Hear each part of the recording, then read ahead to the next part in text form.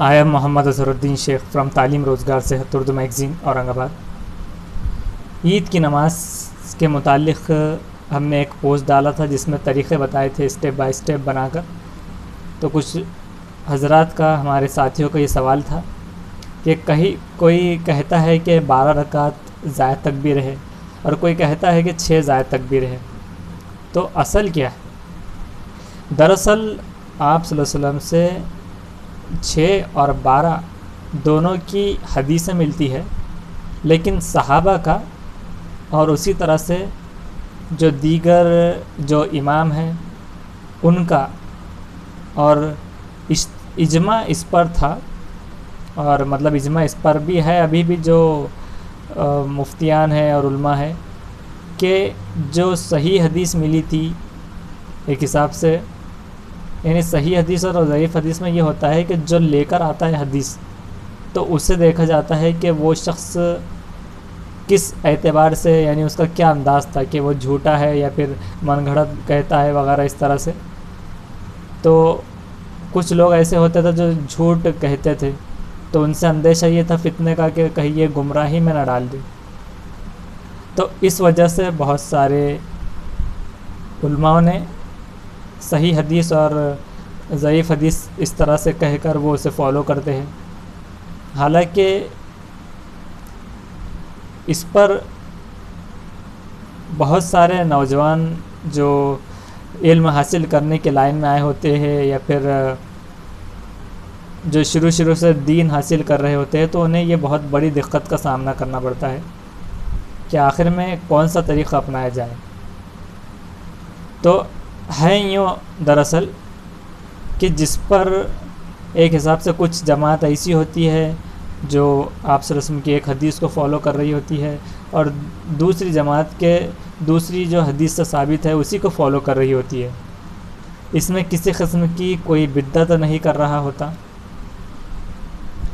اور یہ چونکہ ایک کتاب سے آپ صلی اللہ علیہ وسلم سے حدیث کے متعلق یہ چیزیں آئی ہوتی ہے، جیسے کہ پھر رفع یدین کا معاملہ ہو، یا پھر اسی طرح سے تشہد کا معاملہ ہو، یا پھر پانی کھڑے رہ کے بیٹھنے پینے کا معاملہ ہو، ایسے بہت سارے چیزیں ہیں۔ پھر چاہے وہ ہاتھ باندھنے کا طریقہ ہو، یہ کہیں پر ایسا بھی آیا ہے کہ سینے میں ہاتھ باندھا ہوا ہے، کہیں ایسا آیا ہے کہ ناف کے نیچے ہاتھ باندھا ہے۔ تو اس میں یہ چیز معنی نہیں رکھتی ان لوگوں کے لیے جو اسلام کو صحیح طریقے سے فالو کرنا چاہ رہے ہیں۔ آپ اختلاف میں نہ پڑیے۔ جو لوگ اختلاف کر کے الگ ہو چکے، یا پھر جو اپنے حساب سے خود کو صحیح قرار دے کے جو لوگ کر رہے ہیں، تو ان کا یہ الگ اپنا نظریہ ہے، وہ دوسری بات مانے یا نہ مانے۔ لیکن آپ کے لیے آسانی اس میں ہے کہ آپ یا تو کسی ایک کو فالو کر لیں، اور انشاءاللہ اگر آپ کی نیت اچھی ہوگی تو اللہ تعالیٰ اسے قبول کرے گا۔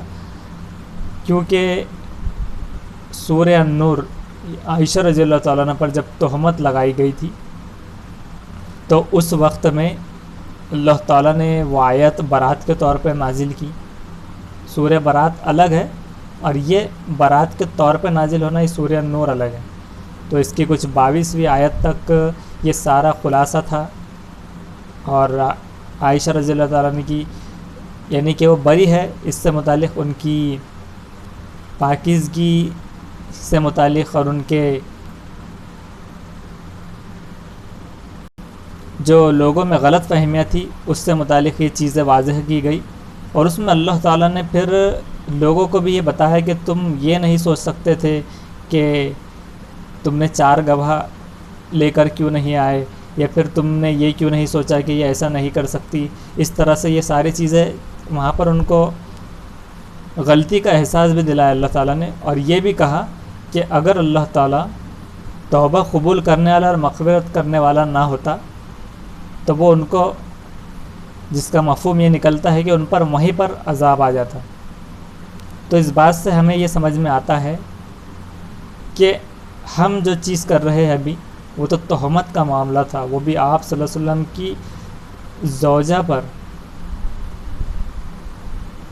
اور عائشہ رضی اللہ تعالیٰ عنہ سے ہی زیادہ احادیث ہمیں ملتی ہے۔ تو ایک ایسی ہستی پر تہمت لگانا، اس پر تو کیا عذاب، بالکل بھی کچھ بھی ہو سکتے تھے. جیسے کہ پہلے لوگ کچھ بندر بن گئے تھے، ہفتے کے روز وہ مچھلی کا شکار کرتے تھے، اس طرح سے ہو سکتا تھا. لیکن اللہ تعالیٰ نے ان پر یہ چاہا کہ بات واضح بھی ہو جائے، ان کو تاکید بھی کر دی اور یہ بھی کہہ دیا، اور اس کی ایک صفت بھی بتا دی وہاں پر کہ اللہ تعالیٰ غفور الرحیم ہے. جہاں پر ایک حساب سے وہ دردناک عذاب دینے والا ہے، وہاں غفور الرحیم ہے. تو یہاں ہمارا ابھی معاملہ یہ ہے کہ ہم شکرانے کے طور پر عید کی نماز پڑھنے جا رہے ہوتے ہیں. اور عید کی نماز جو ہے یہ ایک حساب سے انعام کا ہے. اگر کوئی شخص متقی اور پرہیزگار ہو اتنا زیادہ کہ وہ کہے کہ نہیں، میں 29 اگر روزے ہوئے تو میں 30واں بھی رکھوں گا، یا 30 ہوئے ہیں تو میں 31واں بھی رکھوں گا، عید کے دن مجھے روزہ رکھنے دیجیے، تو اس دن روزہ رکھنا بھی حرام کر دیا گیا. یہ انعام کا دن ہے. اور چونکہ عید کی نماز، عیدین کی نماز واجب ہوتی ہے، فرض کا درجے میں تو نہیں ہے لیکن واجب ہے. اور آپ صلی اللہ علیہ وسلم کی ایک حدیث ہے جس کا مفہوم یہ ہے کہ جو رمضان سے متعلق ہے کہ بد نصیب ہے وہ شخص جو رمضان کا مہینہ پائے اور اپنی مغفرت نہ کروا سکے.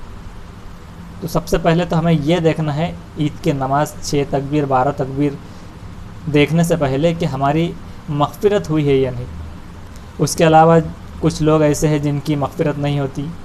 اب اس میں بعض دفعہ الگ الگ چیزیں آ سکتی ہے. کہیں پر یوں ملیں گا کہ حرام کمانے والا، کہیں پر لگے گا کہ جو حاکم ہے جو ناحق ٹیکس وصول کرتا ہے وہ، کہیں پر یہ دکھائی دے گا کہ شرابی، کہیں پر زنا کرنے والا، الگ الگ.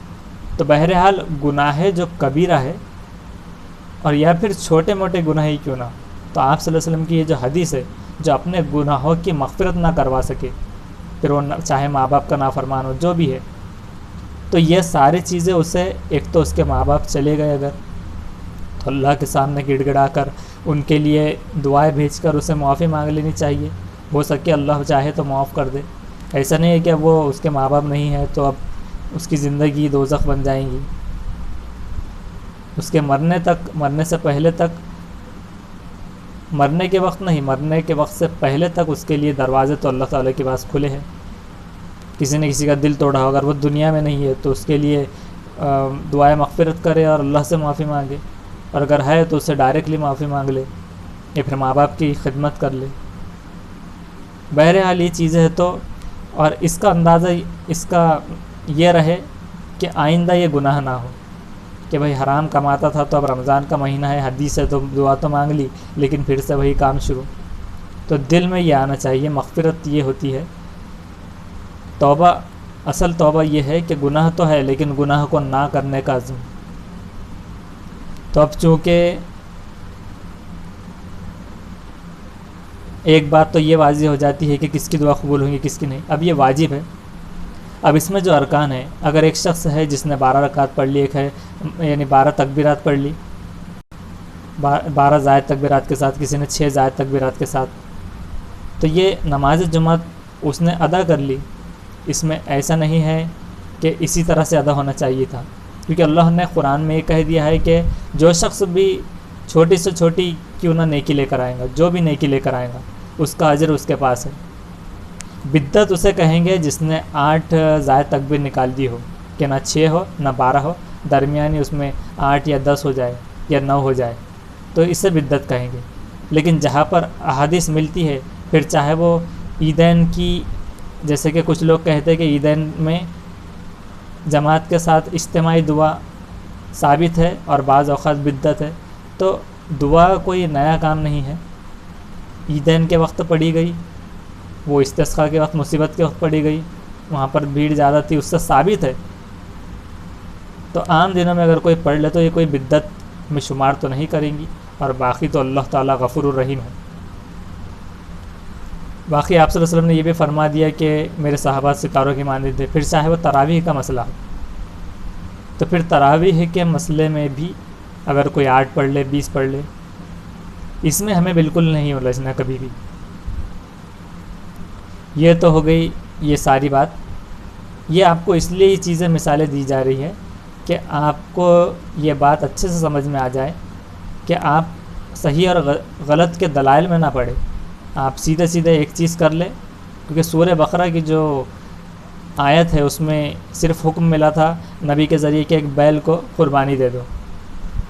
اب مفسرین یہ کہتے ہیں اگر وہ کوئی بھی بیل پکڑ کر، کوئی بھی گائے کی جو قربانی تھی، تو کوئی بھی گائے کی اگر کوئی بھی گائے پکڑ کر اس کی قربانی کر دیتے تو وہ قربانی ہو جاتی. لیکن وہ لوگ اس سوال میں پڑ گئے کہ کیسی گائے ہو، اس کا کلر کیا ہو، وہ کہاں کیسی ہو، یہ ساری تو اس میں کنڈیشنز اپلائی ہوتی گئی کہ وہ زرد رنگ کی ہو، جو بھی اس کی تفسیر ہے کہ وہ کام نہ کرنے والی ہو، یہ ساری. تو انہوں نے ایک حساب سے ان کی کنڈیشن، اور ایسا پھر اللہ تعالیٰ نے فرمایا کہ وہ ایسا لگتے نہ تھے کہ وہ ایسا کر دیں گے، لیکن پھر انہوں نے بعد میں وہ کر ڈالا اور ایسی مل بھی گئی. اور بے شک اللہ ہی ہے کہ اس نے آزمائش کے طور پہ وہ چیز ان کو دکھا بھی دیا ہمیں کہ سچ مچ یہ کریں گے یا نہیں، اور انہوں نے کر ڈالا تو وہ حساب سے وہ قربانی قبول ہو گئی تھی.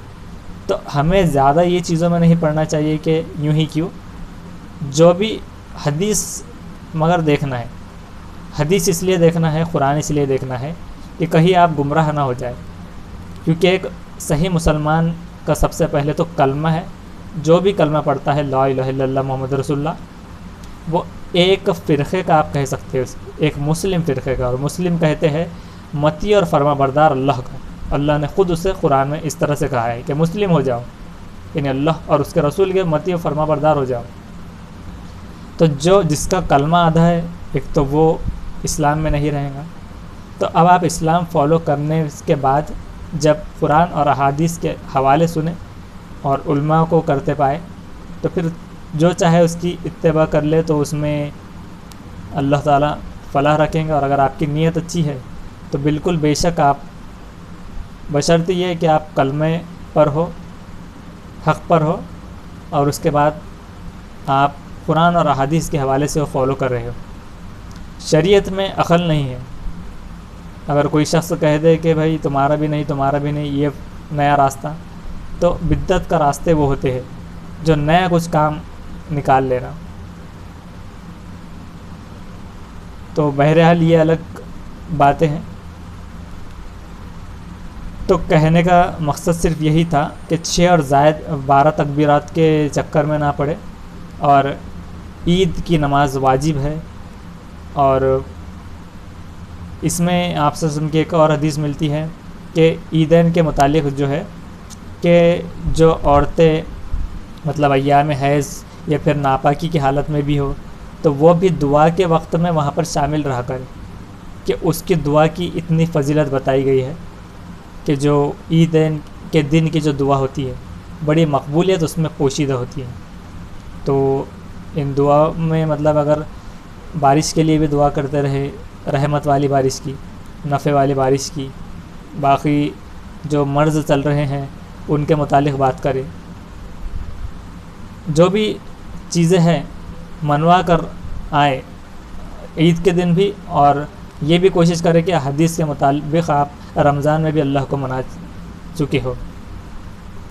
باقی اس کے علاوہ ایک اور حدیث ملتی ہے قربانی کے تعلق سے عید کے موقع پر کہ کسی شخص قربانی سے متعلق آپ صلی اللہ علیہ وسلم نے کہا کہ وہ شخص عیدگاہ کے قریب بھی نہ آئے جو استطاعت ہونے کے باوجود قربانی جس نے نہ کی ہو. اس طرح سے اس کا مفہوم نکلتا ہے. تو قربانی کے متعلق یہ ہے، اور رمضان سے متعلق یہ کہ رمضان میں مغفرت نہ کروا سکے، اپنے گناہوں کی توبہ نہ کروا سکے. تو بہرحال ان مسائل میں نہ پڑے. اسی طرح سے جو بھی مسائل ہیں، اور کچھ لوگ یہ کہتے ہیں کہ اب حرم میں تو یا پھر مکہ میں تو اس طرح سے تراویح پڑھی جاتی ہے، یا پھر اس طرح سے جو ہے تو عید کی نماز اس طرح ہوتی ہے کہ 12 تکبیرات ہے. تو کبھی بھی آپ مکہ کو، مدینہ کو، سعودی عرب کو فالو نہیں کر سکتے. فالو کرنا ہے دین کو، قرآن کو اور احادیث کو، کیونکہ دین جو ہے اللہ تعالیٰ نے، دین تو پہلے سے پھیلتا رہا ہے اللہ تعالیٰ کا دین. اور جو دین محمد صلی اللہ علیہ وسلم کے ذریعے جو دین اسلام دنیا میں پھیلا تو وہ اس کی شروعات ہوئی تھی مکہ سے، مدینہ سے، تو چونکہ وہاں سے پھیلنے کا وہ ذریعہ ہے، سعودی عرب، مکہ، مدینہ، یا پھر وہاں کے بادشاہ، یا پھر وہاں کے علماء، یہ دین نہیں ہے. یہ بھی وہی بات کہیں گے جو قرآن کے مطابق ہے، حتیٰ کہ عیسیٰ علیہ السلام کے اوپر جو کتابیں نازل ہو چکی، جو ان کے پاس علم ہے، تو ان کو نہ فالو کرتے ہوئے میں وہ آپ صلی اللہ علیہ وسلم کے طریقے پر چلتے ہوئے اور قرآن پر عمل کرتے ہوئے میں زندگی گزاریں گے، مطلب باقی کی اس پر عمل پیرا ہوں گے اور اسی کی تلقین کریں گے. تو بات یہ ہے کہ سعودی عرب میں کیا چلتا ہے کیا نہیں وہ ہمیں نہیں دیکھنا. جو آپ صلی اللہ علیہ وسلم کا طریقہ اور اللہ تعالیٰ کا جو قرآن ہے وہ ہمارے لیے کافی ہے، اور اللہ تعالیٰ نے کہہ دیا ہے کہ دین تم پر مکمل ہو چکا. تو اس میں اب ایسا نہیں ہوگا کہ سعودی سے اگر کوئی فتویٰ آتا ہے تو اگر ہمارے علماء یا پھر جو بھی علماء آپ جن سے بھی پوچھیں، اگر ان میں رائے اختلاف ہو تو آپ چاہے تو سعودی عرب کے فتوے کو مان لیں یا پھر جس کو بھی چاہے، لیکن اس میں کنڈیشن یہ ہونی چاہیے کہ آپ اپنی سہولت اور مفاد کے بنیاد پر نہ کریں بلکہ تقوی کی بنیاد پر اس کو ایکسیپٹ کریں. ورنہ آج کل تو یہ ہے کہ آج ہم فلاں وکیل صاحب کو برا بول لیں گے، کل کو فلاں ان کو برا بول لیں گے، فلاں امام کو برا، لیکن اگر وہی بات جب وہ اپوزیشن میں ہو ہمارے تو ہم یا تو وکیل صاحب کی بات آپ کے سامنے رکھ دیں یا پھر تو اس طرح سے انسانی فطرت ہے. تو ان چیزوں میں نہ جاتے ہوئے یہی ہر مسائل کا سب میں ایک ہی یہ نچوڑ ہے، پھر چاہے وہ یعنی کہ قربانی کے وقت کا مسئلہ ہو، عقیقے کا، کہ 2 جان 1 جان، ایک شخص مر رہا ہے، اس کی استطاعت زندگی بھر نہیں ہونے والی، مال غنیمت کے طور پر اور غنیمت کے حساب سے اس کے پاس ایک جانور آ گیا تھا جس میں اس نے 2 حصے رکھ لیے، اور اس کے بعد اس کو ایسا لگتا ہے کہ اب کبھی موقع نہ آئے گا تو وہ عقیقہ اس میں کر لے 2 جان میں، کیونکہ علماء اس کی اجازت دیتے ہیں. اور جو شخص بڑا مالدار ہے اور وہ اس وجہ سے ایک جانور میں، مطلب ایک بڑے جانور میں 7 حصے والے جانور میں 2 حصے ڈال رہا ہو کہ اس کے پیسے بچ جائیں گے، تو یہ تو کنجوسی ہے. تو بہرحال ہم مفاد کے حساب سے یہ نہ دیکھیں، تقوی کے حساب سے دیکھیں کہ اگر پیسہ ہے تو حرج ہی کیا ہے، افضل طریقہ ہے نا، بہتر کہ 2 جانوں میں ہی کر لو. لیکن اس کو مسائل بنا کر الجھنا، 8 رکعت تراویح، اس عید کے وقت میں گلے ملنے کے مسائل کہ گلے ملنا بدعت سنت، آپ یہ کہہ دیں کہ قیامت کے دن کس شخص سے یہ پوچھو کہ ایک کامن سینس کی بات ہے، یعنی شریعت سے ہم عقل نہیں لڑا رہے، لیکن یہ چیز ہے کہ بھائی ایک خوشی کے موقع پر اگر وہ سامنے والا گلے مل رہا ہے تو اس سے قیامت کے دن اگر ہو سکتا ہے، ایسا ہو سکتا ہے کیا کہ اس سے پوچھ بھی ہو کہ تم نے اس سے گلے کیوں ملے تھے. یعنی بدعت تو وہ چیزیں ہیں جو فتنے میں شمار ہوتی ہے اور وہ دین کو اس سے نقصان پہنچتا ہے. حتیٰ کہ جس درخت کے نیچے بیعت ہوئی تھی اس درخت کو بھی کاٹ دیا گیا تھا آپ صلی اللہ علیہ وسلم کے بعد کہ کہیں وہ فتنہ لوگ اس کو پوجا پاٹ نہ کرنے لگ جائے وہاں پر اسے پوتر مان کر. جیسے کہ موسیٰ علیہ السلام جب گئے تھے تو ان کے پیٹ جانے کے بعد لوگوں نے ایک بچھڑے کو معبود بنا لیا تھا اور اس میں سے بیل کی سی آواز نکلتی تھی. تو لوگ اس طرح سے فتنے میں الجھ کر کہیں شرک کی طرف اس طرف نہ چلا جائے، وہ چیزیں زیادہ تر بدعت سے ایسے بچاؤ ضروری ہے. جیسے کہ کچھ خرافات کہ ہم یعنی کہ نئے چیزیں نکال لیں اسلام میں، وہ چیزیں نہیں کرنا ہے. اور باقی جو چیزیں بتا دی گئی ہے تو اس میں تو پھر ہم کسی ایک چیز میں قید ہو کر نہ رہ جائے کہ فلاں امام کو ہم نے سن لیے تھے تو اب اس کا ہر طریقے کو ہی ہم اپنائیں گے. جو بھی علماء حق ہے تو ان کو اگر آپ فالو کریں، پھر اسی طرح سے جمعے کے دن کے جو مسائل ہیں کہ خطبے سے ریگارڈنگ کہ اردو میں ہونا چاہیے، عربی میں ہونا چاہیے، اس طرح سے افضل طریقے کو فالو کیجئے. اردو میں بھی بیان کر لیجئے، بعد میں خطبہ عربی میں دے دیجئے، مسائل کی جڑ ختم کیجئے. یہی آپ لوگوں سے ریکویسٹ ہے. ویڈیو کو آپ سبسکرائب کر کے رکھیے، بیل آئیکن دبائیے، دوسروں کو شیئر کیجئے. جزاک اللہ.